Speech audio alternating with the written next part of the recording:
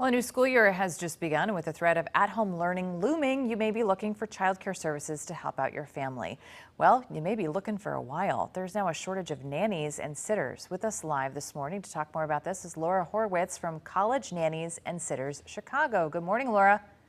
Good morning, Elizabeth. Thanks for being with us this morning. A shortage of sitters, parents' worst nightmare. What's going on in this field?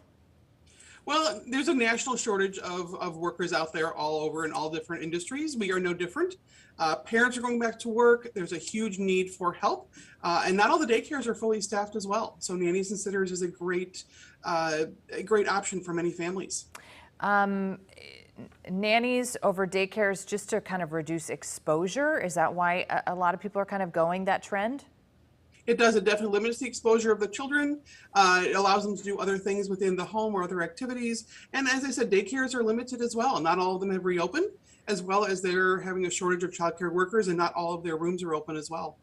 And I would assume from the childcare workers' perspective, they also don't want to risk exposure, right? So maybe they're kind of waiting for this next surge to kind of tamper down before they go back to work.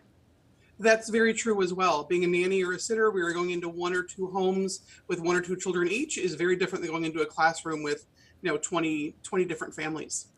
So I told you my situation during the commercial break. I have a 7-month-old daughter and a 2.5-year-old son. He should probably be in activities right now, but I'm a little apprehensive because of COVID. What do you recommend for parents who are kind of not putting them in those social situations? For example, a daycare, a couple days a week, just to get that social interaction. What do you suggest to parents? The best thing I would say was to expand your pod. Find your friends that have kids, or make some friends that have kids of the same age, and get together with them outside at a park if possible.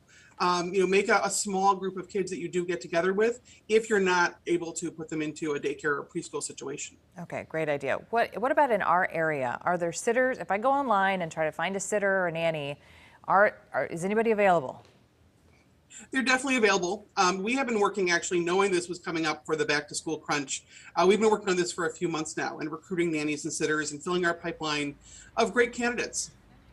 We've increased wages, we've increased a hiring bonus as well. So there are people out there looking for childcare jobs. It's just a matter of matching them with the right family. So talk to us about those people that say, hey, maybe I have some education experience, or I've been a nanny before.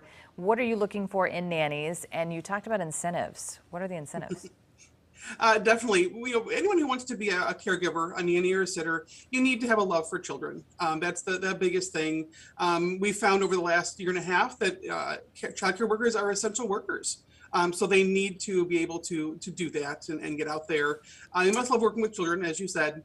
Be reliable and be able to keep the children safe. Really be able to engage and focus on the kids, and have a lot of patience.